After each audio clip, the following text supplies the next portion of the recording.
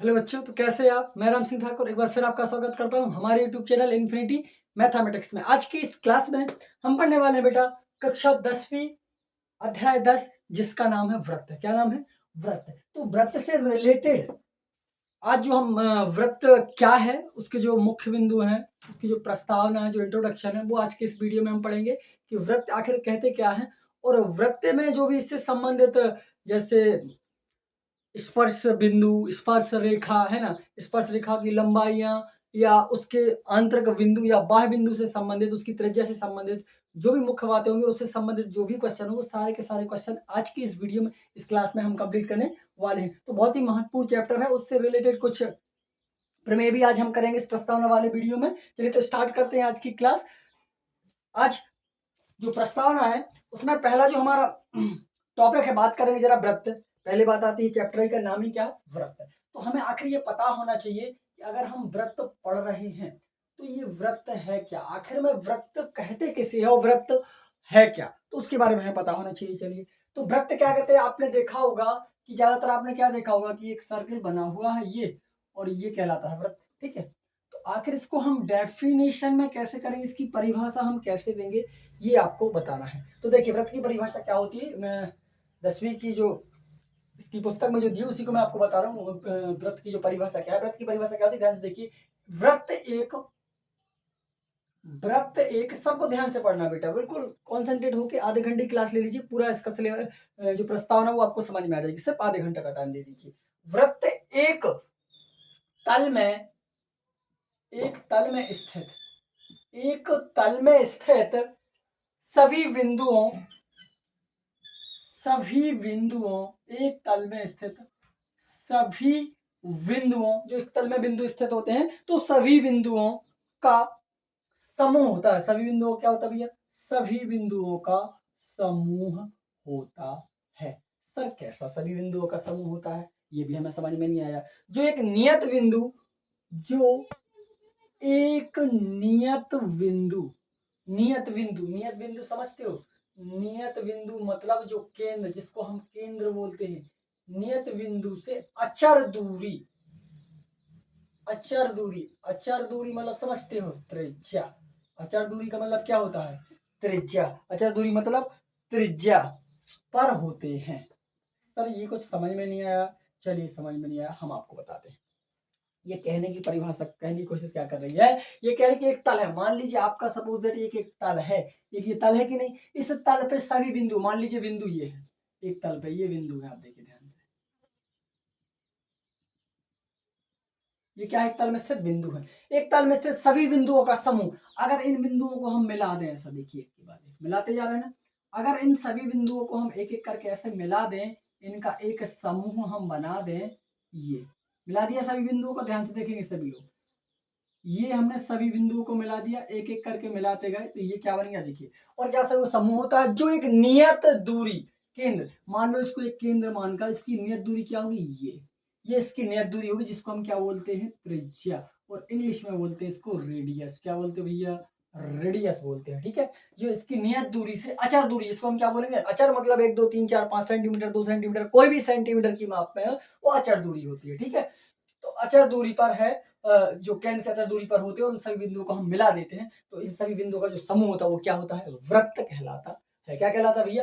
वृत्त कहलाता है। इतनी बात आपको समझ में आ गई क्या? ये क्या कहलाता है? व्रत कहलाता है। अब व्रत से संबंधित कुछ पद होते हैं, पिछली कक्षाओं में आपने पढ़ा होगा कि जैसे ये कहलाती है व्रत की परिधि। क्या कहलाती है भैया? परिधि। शॉर्ट फॉर्म बता रहा हूँ, ये कहलाती है व्रत की परिधि। और ये यहाँ से केंद्र से जो परिधि तक की दूरी होती है, इसको हम क्या बोलते हैं भैया? त्रिज्या बोलते हैं। और ये कहलाती है व्रत की जीवा। और त्रिज्या का अगर आप 2 गुना कर दोगे, इसका 2 गुना आप कर दोगे, तो ये क्या बन जाता है? व्यास। क्या बन जाता है? व्यास, जिसको हम डी से, परिधि को सी से, और त्रिज्या को आर से डिनोट करते हैं। और इसके अंदर जितनी ये जगह समाहित है, ये पूरी जगह आप देख रहे हो ना, ये पूरी की पूरी जो जगह समाहित है, वो है वृत्त का क्षेत्रफल। क्या है?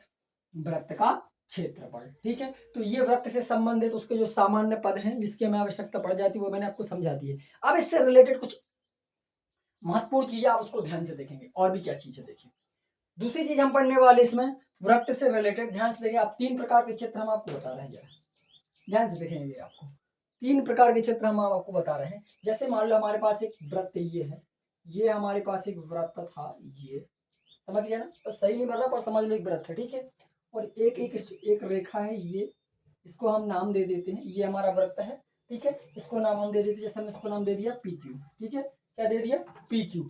अब दूसरा एक और हम आपको चित्र दे रहे हैं, दूसरा चित्र मान लीजिए हमारे पास एक ये दूसरा सर्कल है, ये दूसरा सर्कल है और एक रेखा आ रही है ये, इसका भी हम नामकरण कर देते हैं। जैसे इसको हमने नाम दे दिया पी, ये रेखा क्या हमारी पी क्यू है। इस पे जो जो बिंदु पे प्रतिच्छेद कर रही है इसको नाम दे दिया हमने ए, और यहाँ पर प्रतिच्छेद कर रही है इस बिंदु को नाम दे दिया हमने वी। क्या दे दिया हमने, बिंदु वी नाम दे दिया। समझ गए ना आप लोग। चलिए अब तीसरा मान लीजिए एक सर्कल और है हमारे पास, वो है तीसरे नंबर का सर्कल हमारा, ये ध्यान से देखिए, ये रहा सर्कल। वो सर्कल क्या कर रहा है, सिर्फ इसको स्पर्श कर रहा है, इसकी जो रेखा है वो रेखा क्या कर रही है, इस सर्कल को स्पर्श करती हुई जा रही है ये। इसका भी नाम हम कर देते, इसको दे दिया हमने पी, इसको नाम दे दिया हमने क्यू। तो टोटल मिलाकर जो हमारी ये रेखा है इसका नाम क्या हो गया, पी क्यू हो गया। और यहाँ पर जो ये रेखा है इनको देखो यहाँ पे स्पर्श कर रही ना ये बिंदु, ये इसको नाम दे देते हैं हम, क्या नाम दे देते हैं ए, ठीक है। ये स्पर्श रेखा, ये क्या कहलाती है भैया, स्पर्श रेखा।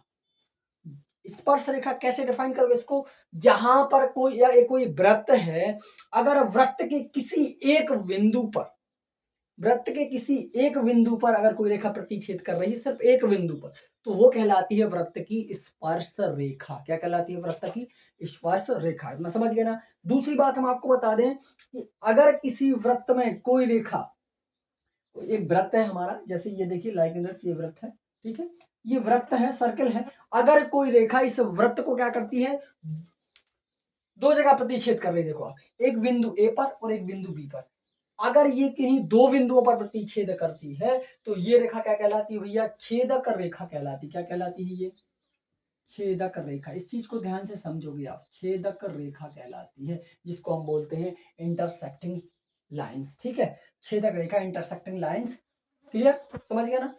जब किसी वृत्त को कोई रेखा दो अलग अलग बिंदुओं पर मिलती है या काटती है तो वो छेदक रेखा कहलाती है। क्या कहलाती है, छेदक। ये बिंदु है ये कहलाते हैं छेदक बिंदु या प्रतिच्छेदी बिंदु भी बोल सकते हैं, इंटरसेक्टिंग पॉइंट भी हम इनको बोलते हैं। तीसरी बात आ रही है, ये रेखा कहलाती है हमारी अप्रतिच्छेदी रेखा। अप्रतिच्छेदी रेखा, अप्रतिच्छेदी रेखा मतलब जब एक रेखा किसी वृत्त को कहीं स्पर्श ही नहीं करती या कहीं वृत्त से होकर जाती नहीं है, वृत्त को मतलब स्पर्श ही नहीं करती, उसको टच ही नहीं करती, उसको छूती नहीं, उसके किसी भी बिंदु पर इंटरसेक्ट नहीं करती है, तो ऐसी रेखा को हम क्या कहते हैं, अप्रतिच्छेदी रेखा कहते हैं। क्योंकि वो कहीं उसको उससे मिल ही नहीं, उसके किसी भी बिंदु को वो स्पर्श नहीं कर रही, किसी भी बिंदु को वो टच नहीं कर रही, किसी बिंदु को वो नहीं काट रही है, इसलिए अप्रतिच्छेदी रेखा। जब कोई रेखा किसी वृत्त को बिंदुओं पर काटती है, मिलती किसी बिंदु पर, वृत्त के इतने बिंदु में से किसी भी बिंदु, दो घनिष्ठ बिंदु पर वो मिलती है तो वो कहलाती है छेदक रेखा। और जब अगर स्पर्श रेखा किसी वृत्त के एक ही बिंदु से मिलती है, एक ही बिंदु से होकर जाती है, तो उसे हम क्या कहते हैं, स्पर्श रेखा कहते हैं। ये बहुत महत्वपूर्ण बातें हैं, ये आपको इनको ध्यान रखना। इसकी परिभाषा आप खुद बना सकते हो देख के, ठीक है। जैसे इसकी बनाओगे स्पर्श रेखा की, तो आप कैसे बना दोगे, इसकी परिभाषा आप खुद दे दोगे। जब किसी वृत्त के कोई रेखा जब किसी वृत्त किसी एक बिंदु पर मिलती है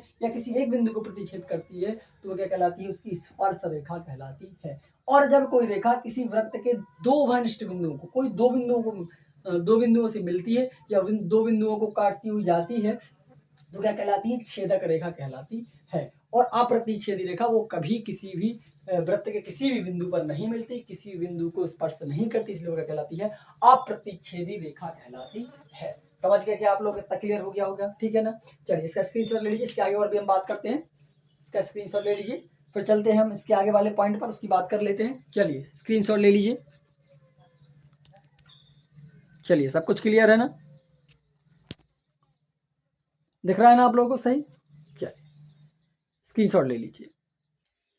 चलिए अब हमें, अभी हमने आपको बताया छेदक रेखा, अप्रतिच्छेदी रेखा, प्रतिच्छेदी रेखा और स्पर्श रेखा। तो स्पर्श रेखा की परिभाषा हम आपको बता देते, पहले मैंने समझा तो दी लेकिन फिर भी मैं इसकी स्पर्श रेखा की परिभाषा आपको समझा रहा हूँ, कैसे करना, ध्यान से देखिए यार क्या होती है स्पर्श रेखा। किसी वृत्त की स्पर्श रेखा, ध्यान से देखोगे बेटा, किसी वृत्त की, जो वृत्त हम लिए हैं, किसी वृत्त की स्पर्श रेखा, स्पर्श मतलब जो वृत्त को स्पर्श करती है ना, स्पर्श रेखा क्या होती है? तो किसी वृत्त की स्पर्श रेखा वह रेखा है, स्पर्श रेखा वह रेखा है जो वृत्त को, या जो वृत्त के किसी एक बिंदु पर, जो वृत्त के केवल एक बिंदु को पर, जो वृत्त के केवल एक बिंदु पर, इसको वृत्त के केवल एक बिंदु को, सिर्फ एक बिंदु को, ध्यान से देखना, एक बिंदु को प्रतिच्छेद करती है, एक बिंदु को प्रतिच्छेद करती है,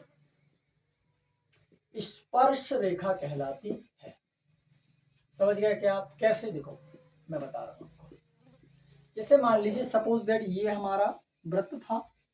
अब इसके लिए आपको पता ही वृत्त बहुत सारे बिंदुओं से मिलकर बना है, किसी भी तल में स्थित एक निश्चित दूरी पर, एक केंद्र से उसके निश्चित दूरी पर स्थित विभिन्न बिंदुओं से मिलकर बना है। अब मान लो एक रेखा आती है, वो इस बिंदु को ऐसे आई और इस बिंदु को स्पर्श होकर चली गई है। तो सिर्फ एक बिंदु को क्या कर रही हो? एक बिंदु को काट रही है, इस बिंदु को, है ना? तो ये क्या कहलाएगी? हमारी स्पर्श रेखा कहलाएगी बेटा। क्या कहलाएगी? स्पर्श रेखा कहलाती है। तो यही लिखा है मैंने कि किसी वृत्त की स्पर्श रेखा वह रेखा है जो वृत्त के केवल एक बिंदु को प्रतिच्छेद करती, सिर्फ एक बिंदु को काटेगी, अन्यथा बिंदुओं को नहीं काटेगी, है ना? तो स्पर्श रेखा वृत्त की क्या कहलाती है? स्पर्श रेखा कहलाती है। अब बात आती है इसके आगे, थोड़ा और मैं कुछ नोट आपको इंपॉर्टेंट नोट बताने वाला हूँ, ध्यान से। महत्वपूर्ण बिंदु है वो आपसे ऑब्जेक्ट में पूछा जा सकता है, या फिर ब्लैंक खालिस्तान में भी, सही में कहीं भी पूछा जा सकता है। उसको ध्यान से सुनिए जरा क्या कह रहा है। नोट से क्या कहता है कि वृत्त के एक बिंदु पर केवल एक स्पर्श रेखा होती है। ध्यान रखना, वृत्त के एक बिंदु पर, वृत्त के एक बिंदु पर केवल एक रेखा होती है, एक रेखा होती है। वृत्त के एक बिंदु पर केवल एक रेखा होती, सिर्फ एक ही रेखा, एक बिंदु पर एक स्पर्श रेखा खींची जा सकती है। इस चीज का आप ध्यान रखोगे। वृत्त के एक बिंदु पर केवल एक स्पर्श रेखा होती है, ये होगी। दूसरी बात, इसमें एक और महत्वपूर्ण बात है, उसको भी ध्यान देखोगे आप, कि वृत्त के अंदर, समझना, ये पहली बात है। और दूसरी बात, वृत्त के अंदर, वृत्त के अंदर जो हमारे ये वृत्त है, वृत्त के अंदर, वृत्त के अंदर किसी बिंदु से कोई स्पर्श रेखा नहीं खींची जा सकती। वृत्त के अंदर किसी बिंदु से कोई रेखा या कोई स्पर्श रेखा, कोई स्पर्श रेखा नहीं खींची जा सकती। सर क्यों नहीं खींची जा सकती? नहीं खींची जा सकती है। सर बताइए क्यों नहीं खींची जा सकती है? इसका कारण भी मैं आपको बता रहा हूँ। देखो बेटा, स्पर्श रेखा की परिभाषा क्या कहती है? स्पर्श रेखा की परिभाषा मैंने आपको बताई थी कि जैसे मान लीजिए आपका वृत्त है और वो एक स्पर्श रेखा, अगर ये किसी एक बिंदु पर प्रतिच्छेद करती हुई जाती है तो वह स्पर्श रेखा है। और अगर मान लो वृत्त के अंदर कोई बिंदु ये है, मान लीजिए एक बिंदु ये है वृत्त के अंदर, अगर यहां से कोई रेखा जाएगी तो देखो आप ध्यान से, वो कितने बिंदुओं से मिलेगी बेटा? देखो एक और एक, दो बिंदुओं से मिलेगी। और जब कोई रेखा दो बिंदुओं को प्रतिच्छेद करती है तो वो क्या स्पर्श रेखा नहीं होती, वो प्रतिच्छेदी रेखा होती है, और जिसे हम छेदक रेखा भी कहते हैं। इससे पहले मैंने बताया है आपको, इससे पहले अभी बताया, तीन वृत्त मैंने बनाए थे रेगुलर। एक में मैंने बताया था छेदक रेखा, अप्रतिच्छेदी रेखा, ठीक है, प्रतिच्छेदी, अप्रतिच्छेदी रेखा और स्पर्श रेखा बताई थी मैंने, ठीक है। अप्रतिच्छेदी मतलब जो दूर से जा रही थी तो वो प्रतिच्छेदी नहीं करती, तो अप्रतिच्छेदी होगी। एक रेखा सिर्फ एक बिंदु को टच करती थी, वो स्पर्श रेखा है। और एक रेखा आती थी वो दो बिंदुओं को काटती थी, इसको हम छेदक रेखा बोलते थे। इसलिए अगर वृत्त के अंदर कोई बिंदु है तो उससे होकर कोई भी स्पर्श रेखा नहीं खींची जा सकती, ये बिल्कुल कंफर्म है। अगर वृत्त के अंदर कोई बिंदु अगर उससे होकर आप स्पर्श रेखा खींचोगे तो वो छेदक रेखा में बदल जाएगी, क्योंकि वो तीन बिंदुओं को काटेगी, जबकि स्पर्श रेखा सिर्फ एक बिंदु को प्रतिच्छेद करती है। इस चीज का आपको खास कर ध्यान रखना, इसलिए मैंने दोनों महत्वपूर्ण नोट्स आपको बताए हैं और आपको लिखवा भी दिए कि किसका क्या कारण है, ठीक है। चलिए, तो ये हो गया हमारी महत्वपूर्ण बात। अब इसके आगे टॉपिक है जिसपे हम चलने वाले हैं, प्रमेय। कुछ इसके महत्वपूर्ण प्रमेय हैं जो उन पे हम बात करेंगे, ठीक है। ये हमारी इससे जो रिलेटेड प्रस्तावना थी वो हो गया। इसके बाद इसी में हम कुछ एक दो प्रमेय वो भी हम सॉल्व करने वाले हैं। फिर इसके बाद आगे चलेंगे हम 10.1 जो इसकी प्रश्नावली उसको भी हम सॉल्व करेंगे। बहुत ही इजी तरीके से मैं आपको समझा रहा हूँ, बशर्ते आपको वीडियो में बना रहना, बिल्कुल लास्ट तक वीडियो को समझना है, ध्यान से देखना है, आपको सब कुछ समझ में आ जाएगा, कोई भी कंफ्यूजन नहीं रहेगा। और फिर भी कंफ्यूजन है तो आप हमसे कमेंट में उसका सोल्यूशन ले सकते हो, बिल्कुल कोई टेंशन की बात नहीं है, आपको बहुत अच्छे तरीके से मैं तैयारी कराऊंगा। चलिए इसका स्क्रीनशॉट ले लीजिए, फिर आगे चलते अगले क्वेश्चन पर। चलिए इसका स्क्रीनशॉट ले लीजिए सभी लोग। चलिए प्रमेय नंबर 10वां है हमारा, सॉरी प्रमेय नंबर है 10.1। पहला प्रमेय है, इसको ध्यान से देखिए, मतलब अध्याय 10 का पहला प्रमेय क्या कह रहा है, ध्यान से देखना बेटा। वृत्त के किसी बिंदु पर स्पर्श रेखा, वृत्त का कोई बिंदु है, उस पर स्पर्श रेखा स्पर्श बिंदु से जाने वाली त्रिज्या पर लंब होती है, त्रिज्या पर लंब होती है, ये हमें सिद्ध करना है। चलिए तो पहले हम बात कर लेते हैं, हमें क्योंकि वृत्त पता होना चाहिए, वृत्त कैसा बन रहा है। वैसे ये कह रहा है कि एक वृत्त, तो पहले हम क्या कर लेते हैं भैया, एक वृत्त बना लेते हैं जरा। ये हमारा वृत्त हो गया, जैसे उनने कहा मैं वैसा कर लिया। चलिए ठीक बना है ना, परफेक्ट। चलिए वृत्त है, ये कह रहा है कि वृत्त के किसी बिंदु पर, कोई बिंदु है, स्पर्श रेखा है। हम मान लेते हैं कि बिंदु ये है और यहां से स्पर्श रेखा ये जाती है, ठीक है बेटा। ये हमारा स्पर्श बिंदु था, यहां से हमने क्या किया कि स्पर्श रेखा खींच दी। इसका नाम चाहो तो आप दे सकते हो, जैसे मैंने इसका नाम दे दिया एक्स और इसका नाम हमने दे दिया वाई। ध्यान से देखते जाइए, बिल्कुल क्लियरली समझ में आ जाएगा, कोई प्रॉब्लम नहीं जाएगी।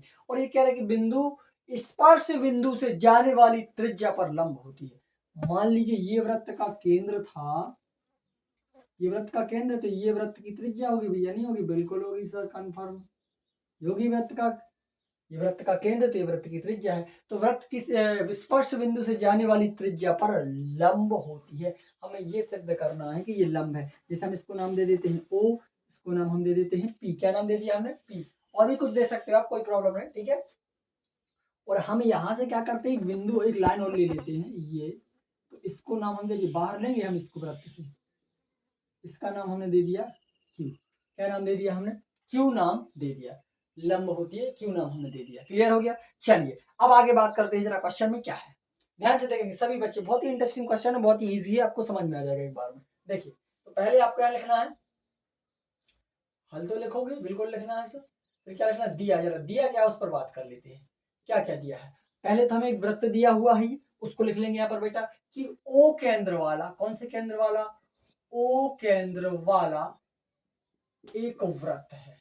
ओ केंद्र वाला एक वृत्त, ओ केंद्र वाला क्या है? एक वृत्त दिया है, दिया है, बिल्कुल दिया है सर। एक ओ केंद्र वाला एक वृत्त दिया है। इसके अलावा और एक बिंदु पी पर स्पर्श रेखा एक्स वाई, और बिंदु पी पर, किस पर भैया? बिंदु पी पर स्पर्श रेखा एक्स वाई। देखो इसका नाम हमने एक्स और वाई दिया, इसको है ना, बिंदु पी पर स्पर्श करती एक रेखा एक्स वाई जा रही है, या एक्स वाई है। अब हमने रचना क्या की, जरा ध्यान से देखिए। रचना हम लिख लेते हैं, रचना, रचना हमने ये की सर कि ओ से एक बिंदु क्यू लिया, जिसको ओ से क्यू को हमने मिला दिया है। तो आप यहाँ लिख लोगे कि एक बिंदु क्यू, बहुत सरल बात है, एक बिंदु क्यू, क्या लिया हमने? एक बिंदु क्यू लिया है, वाह।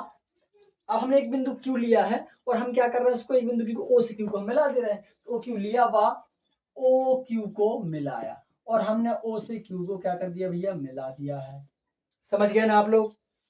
ओ से क्यू को हमने मिला दिया है, ठीक है।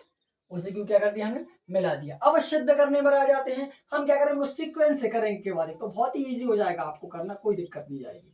जैसे मैं बता रहा हूँ सीक्वेंस से करते जाओ, आपको कोई प्रॉब्लम नहीं है। हमें सिद्ध क्या करना है, वो कह रहा है कि आप बताओ कि जो ये रेखा यहाँ स्पर्श रेखा किसी बिंदु पर जो त्रिज्या मिल रही है, वो उसको समद्विभाजित करती है, लंब है उस पर, लंब मतलब 90 डिग्री है। ये यहाँ पर क्या कर रही है? इस पर लंब है, ये बताना हमें। तो सीधी सी बात आप लिख दीजिए कि जो ओपी रेखा है, मतलब जो ओपी है वो किस पर लंब है? वो लंब है एक्स वाई पर। तो यहाँ पे लिख दीजिए एक्स वाई पर लंब है। इसका मतलब होता है कि उस पर लंब है। क्लियर?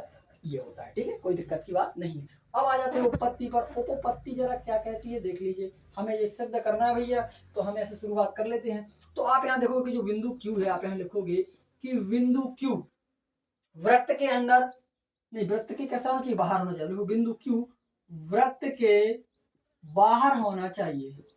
सर वृत्त के बाहर क्यों होना चाहिए, बताइए जरा आप। वृत्त के बाहर होना चाहिए, इसलिए होना चाहिए बेटा वृत्त के बाहर कि मैं अभी इससे पहले प्रस्तावना में, अभी जो थोड़ी देर पहले मैं समझा रहा था, उसमें आपको बताया था कि अगर कोई आपके पास वृत्त है और रेखा ऐसी अंदर के बिंदु को छू की जाती है, तो वो कितने बिंदुओं को काटेगी? देखो दो बिंदु पर मिलके जाएगी। जब दो बिंदु पर मिलके जाएगी तो सर वो तो स्पर्श रेखा नहीं होती, क्या होती है वो छेदक रेखा होती है। स्पर्श रेखा क्या होती है, सिर्फ एक बिंदु से जाती है जो कि वृत्त के बिंदुओं से होकर जाए, ठीक है। इसलिए इसीलिए हमने क्या कहा कि जो क्यू है बिंदु, वो वृत्त के कैसा होना चाहिए, बाहर होना चाहिए, ठीक है, वृत्त के बाहर होना चाहिए। यदि वृत्त के अंदर है तो क्या होगा, यदि वृत्त के अंदर है तो वह एक छेदक रेखा है, और छेदक रेखा है तो स्पर्श रेखा की बात ही नहीं हो रही, वहां पे स्पर्श रेखा कोई बात नहीं होगी, और स्पर्श रेखा बिना ये सॉल्व नहीं होगी, क्योंकि यहाँ पे तो स्पर्श रेखा ही दिया गया है, छेदक रेखा की कोई बात नहीं की गई है, ठीक है। वह एक क्या है, छेदक रेखा है। तो एक्स वाई वृत्त की छेदक रेखा बन जाएगी। अतः अब यहाँ लिखोगे, अतः जब छेदक रेखा तो आप क्या लिखोगे, अतः जो ओ क्यू है, आप देखो बेटा जो ओ क्यू है वो किससे बड़ी, इस ओपी से बड़ी है, तो आप यहाँ लिखोगे कि जो ओ क्यू ओपी त्रिज्या नहीं सॉरी ओ क्यू त्रिज्या ओपी से बड़ी है। बिल्कुल दिख रही है सर, स्पष्टता आपको दिख रही है कि ओ से क्यू ओपी से बड़ी है सर, ये वाली बाहर है ना, उससे बड़ी है, बिल्कुल है। तो आप लिख सकते हो कि जो ओ क्यू है सर वो ग्रेटर देन है ओपी से, मतलब ओपी से बड़ी है। बड़ी है तो आप क्या लिख सकते हो कि ओपी बिंदु ओ से एक्स वाई के अन्य बिंदुओं की अन्य बिंदुओं की क्या है, अन्य बिंदुओं की न्यूनतम दूरी है, अन्य बिंदुओं की न्यूनतम दूरी है, न्यूनतम दूरी है। इस चीज का ध्यान रखना, कैसी दूरी है भैया, न्यूनतम दूरी है। इसलिए आप क्या कह सकते हो, उसकी न्यूनतम मतलब कम से कम दूरी है, इसलिए ओपी एक्स वाई पर लंब है, ओबी एक्स वाई पर लंब है। ये बिल्कुल थ्योरिकल था, कैसा था बेटा, बिल्कुल थ्योरिकल था, इसलिए मैंने थ्योरी में लिख दिया उसको, कोई हम क्या बोलते हैं न्यूमेरिकल टाइप में नहीं कर सकते हैं, उसमें कुछ वो नहीं था, थ्योरिकल था। तो थ्योरिकल थोड़ी सी दो लाइनें आपको लर्न करनी है, बाकी ये सब इसको देखकर ये लिखना है, दिया है रचना भी हमने इसी को देख के की है, सिद्ध क्या करना उसी को देख के हमने लिख दिया है। अब उत्पत्ति में लिखना है कि जो बिंदु क्यू है वो क्या वृत्त के बाहर होना चाहिए, यदि वृत्त के अंदर होगा तो छेदक रेखा हो जाएगी, छेदक रेखा हो जाएगी तो ये सॉल्व ही नहीं होगा, ये सिद्ध ही नहीं होगा, है ना। तो क्या ही स्पर्श रेखा, इसलिए वृत्त के बाहर है। हम देखेंगे कि जो ओपी है वो ओ क्यू से, जो ओपी है वो छोटी किससे, ओ क्यू से, मतलब ओ क्यू बड़ी है इस ओपी से, है ना। इसलिए बिंदुओं से एक्स वाई के अन्य बिंदुओं पर न्यूनतम दूरी है, मतलब ये उससे और बिंदु बन जाएंगे और आगे तक और बड़ी हो जाएगी, ठीक है, न्यूनतम दूरी है। अतः हम कह सकते हैं कि जो ओपी है वो एक्स वाई पर क्या है, लंब है। ये हो गया हमारा प्रमेय नंबर पहला बेटा, ध्यान से पढ़ो आप, ठीक है। आपको समझ में नहीं आता है ना, समझ में नहीं आ रहा है कि हम क्या कर रहे हैं, बेटा समझ लो, समय की कीमत समझना सीखो आप, समय बहुत अनमोल है, समय की कीमत अगर समझ गए ना तो आप सफल हो गए समझो, और अगर समय की कीमत आपने नहीं समझी तो आप कभी जिंदगी में सफल नहीं हो सकते। समय बार बार नहीं आता, एक बार निकल गया सिर्फ पछतावा ही हाथ आता है, समय कभी हाथ नहीं आता। समय से सीखो, समय बहुत अनमोल चीज है ना। समय के साथ चलना सीखो, समय के साथ परिवर्तन सीखो, समय क्या परिवर्तन चाहता है वो करो आप अपने परिवर्तन के अनुसार समय को मत बदलो, हमेशा परेशान रहोगे, ठीक है। चलिए इसका स्क्रीनशॉट ले लीजिए। चलिए प्रमेय नंबर 10.2 बेटा क्या कह रहा है, दूसरा प्रमेय है इस चैप्टर का। सेकंड प्रमेय क्या कह रहा है, ये बहुत महत्वपूर्ण प्रमेय, ये क्वेश्चन पेपर में भी आता, बहुत महत्वपूर्ण है, बहुत ही इंपॉर्टेंट है, ठीक है। इसको आप ध्यान से समझेंगे। प्रमेय क्या कह रहा है बेटा कि बाह्य बिंदु से वृत्त पर, बाह्य बिंदु मतलब एक बाहर का कोई बिंदु है, बाह्य बिंदु से वृत्त पर खींची गई स्पर्श रेखा, वह मतलब वृत्त के बाहर बिंदु से खींची गई स्पर्श रेखाओं की जो लंबाई है वो बराबर होती है। वो कह रहे किसी एक वृत्त है, कोई वृत्त, उस वृत्त के, आपको ये समझ में नहीं आएगा, मैं सीधा आपको चित्र से समझा रहा हूँ। देखिए ये कह रहे हमारे पास एक वृत्त है ये, ठीक है, ये कह रहे वृत्त के एक वाह बिंदु से, आप मान लो पहले कि ये वृत्त का केंद्र है, और इस केंद्र को हम थोड़ा सा ऐसे बढ़ा देते हैं, इसकी लाइन को, ये मान ले कि हमारा ये बिंदु है वाह बिंदु, ये वाह बिंदु के वृत्त के वाह बिंदु से खींची गई दो स्पर्श रेखाएं। वो कह रहा है कि अगर हम यहाँ से स्पर्श रेखा लेते हैं ये, और यहाँ से स्पर्श रेखा ये गई इसको छूती हुई, ये गई स्पर्श रेखा।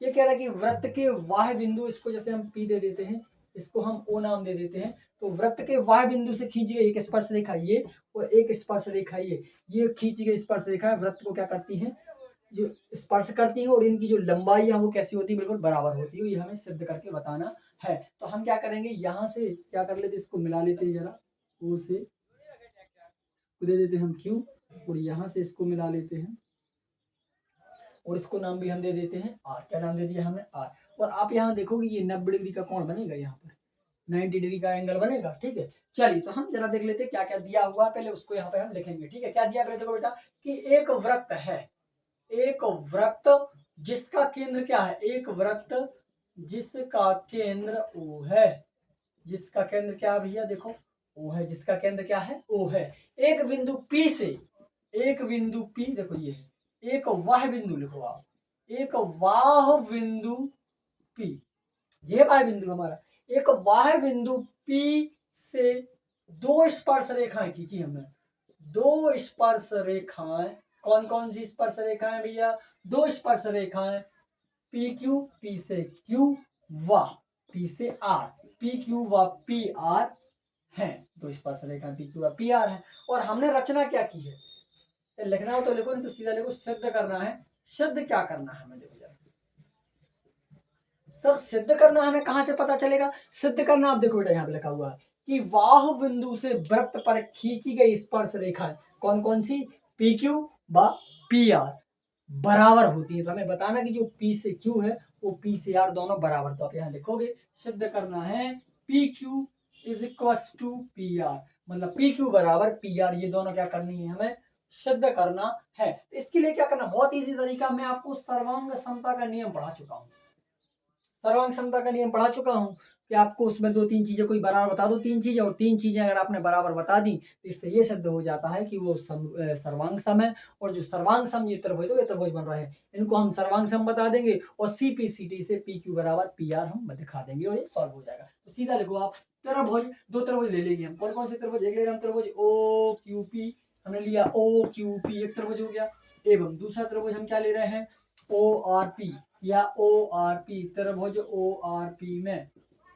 किससे, आप सर्वांग समता से इन दोनों त्रिभुजों को हम लेके चल रहे हैं। तो आप पहली चीज तो इसमें देखोगे सर कि जो इसकी OR है, देखो जो OR है वो OQ के बराबर है, क्योंकि एक ही वृत्त की त्रिज्या है। यहाँ लिखो आप कि OQ बराबर सर OR, OQ बराबर OR, क्या है ये, एक ही वृत्त की त्रिज्या इसलिए बराबर होगी, एक ही वृत्त की त्रिज्याएं हैं, और जब एक ही वृत्त की त्रिज्या है तो बराबर है। दूसरी चीज आप क्या ले लोगे, दूसरी चीज लोगे सर, हम OQP ले रहे हैं और ORP ले रहे हैं, तो ये वाली भुजा तो दोनों में आ रही उभयनिष्ठ, कौन सी, OP। यहाँ लिखोगे आप OP बराबर OP, क्यों, उभयनिष्ठ है सर इस दोनों त्रिभुजों में, दोनों त्रिभुजों में आप देखोगे तो OP क्या है, उभयनिष्ठ है। क्लियर हो गया ना, OP उभयनिष्ठ है। अगली बात आ जाती है, तीसरा क्या है, तीसरा आप देखोगे जो एंगल R बन रहा है ये, और यहाँ पर एंगल Q बन रहा है, दोनों त्रिभुज 90 के बन रहे हैं। तो यहाँ लिखोगे आप कि angle R is equal to angle Q, क्या लिखोगे, प्रत्येक 90 डिग्री का है, प्रत्येक 90 डिग्री का है। और तीन चीजें अगर हम इस त्रिभुज में बराबर सिद्ध कर देते हैं तो वो समरूप सर्वांग सम सिद्ध हो जाते हैं। देखोगे इसलिए कि त्रिभुज जो है OQP सर्वांग सम होगा त्रिभुज ORP के। अब ये है तो क्या लिख सकते हो, अतः आप सीधा लिख सकते हो किससे, CP/CT से। CP/CT का मतलब होता है कि दो सर्वांग सम त्रिभुजों के संगत भाग बराबर होते हैं। तो सर्वांग सम त्रिभुज तो संगत भाग बराबर, इसलिए हम लिख सकते हैं कि PQ बराबर PR, कैसे लिखा है, लिख दो सर, CP/CT से। CP/CT का मतलब होता है कि दो सर्वांग सम त्रिभुजों के जो आपस के संगत भाग होते हैं वो बराबर होते हैं। और ये हमारा यहाँ पर जो 10.2 है प्रमेय वो हमने कंप्लीट कर दिया है, और बिल्कुल सॉल्यूशन उसका आसानी से निकाल दिया है, आपको समझा दिया। बहुत ही ईजी है, बहुत इंपॉर्टेंट क्वेश्चन भी है, आपको ये याद करके रखना है, आपको ये समझ के रखना है, ये पेपर में जरूर आता है। ठीक है, अच्छे से पढ़ के रखो, मेहनत करो बेटा, ठीक है, लगे रहो आप जरूर, एक दिन समझो। आप क्यों समझते कि हमसे मैथ्स नहीं बनती, बनेगी, बिल्कुल बनेगी। कोई व्यक्ति जन्म से नहीं सीखता, जन्म से सीख के पैदा नहीं होता ना, वो यहीं आके सीखता है, यहीं आके मेहनत करता है, यहीं आके वो अपना पूरा कॉन्सेंट्रेट करता है, पढ़ाई में ध्यान लगाता है, एक एक करके स्टेप बाय स्टेप वो चीज़ को समझता है, तब जाके वो एक चीज़ समझ पाता है। जैसे आपको बुक्स पढ़नी है कोई, तो आप पहले क्या करते हो, उसको एक पार्ट, एक उसका पृष्ठ पढ़ते हो, उसका एक पार्ट पढ़ते हो, उसके क्वेश्चन आंसर करते हो, तो वो पार्ट आपको समझ में आ जाता है। फिर दूसरी दूसरे पार्ट की ओर जाते हो, फिर तीसरे पार्ट की ओर जाते हो। तो एक एक करके जब आप अध्याय सीखते हो तब जाके आप पूरी किताब सीख पाते हो ना। इसी प्रकार आपको एक एक चीज़ सीखना है, एक एक चीज़ बारीकी से आपको सीखना है, समझते जाओ तो आपसे ऑटोमेटिकली सारी चीज़ें बनने लगेंगी, कोई प्रॉब्लम नहीं जाएगी। बस ध्यान से पढ़ना है, आपको जो आपका दिमाग पूरा यहाँ लगाना है, ठीक है। आप 17 जगह दिमाग लगाओगे तो नहीं सीख पाओगे, है ना। क्योंकि प्रॉब्लम जाती है, कॉन्सन्ट्रेट करने में प्रॉब्लम जाती है ना।